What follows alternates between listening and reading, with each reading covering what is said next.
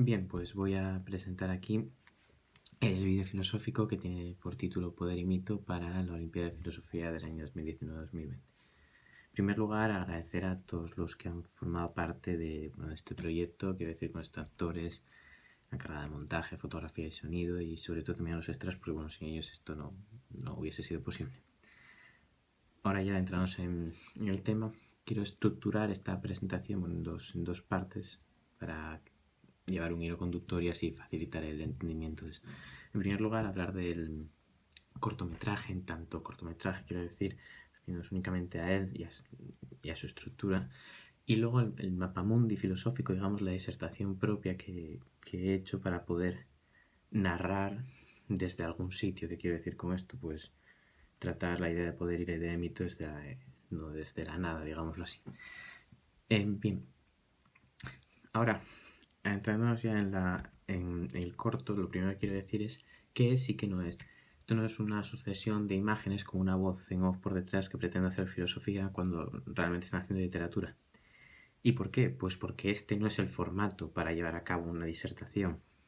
Entonces yo he optado por narrar, en base al lenguaje cinematográfico, una historia en donde los conflictos de los personajes pues te lleven a destilar las ideas filosóficas que yo propongo, o que bueno, por lo menos hago que el espectador cuestione. Ahora ya adentrándonos en la estructura del cortometraje, voy a intentar triturarlo para que ustedes lo puedan entender perfectamente, porque sí es verdad que este cortometraje puede causar cierta confusión, ¿no? Pero es que no es una confusión arbitraria, sino que es una confusión que yo hago intencionadamente, ya que la confusión del espectador se asemeja a la confusión del personaje en la escena.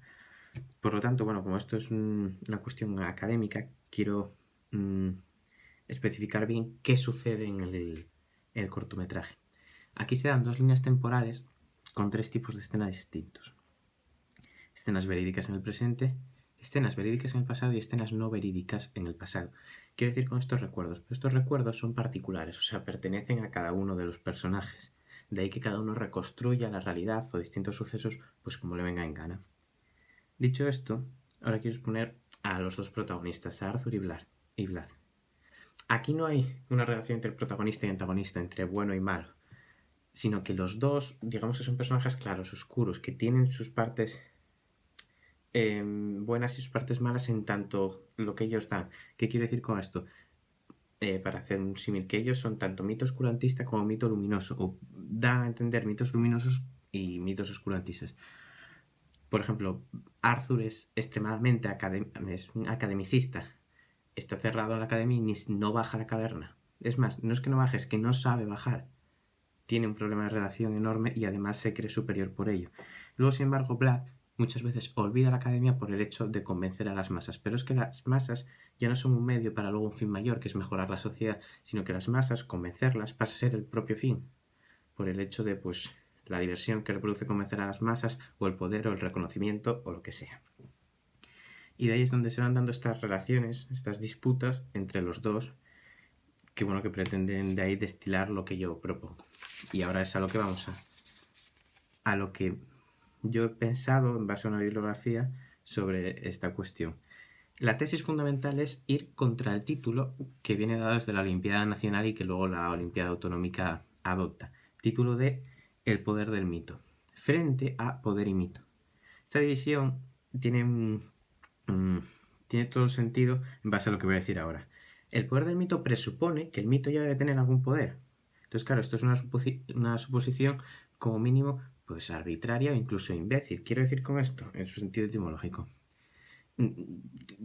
Tosca, o sea, está subordinando una idea a otra sin cerrar bien los parámetros. Quiero decir, el poder no se puede entender desde el mito y el mito no se puede entender desde el poder. Y si se hace así, entonces lo que estás haciendo pues, es una disertación tosca, confusa, que no lleva a ningún sitio concreto.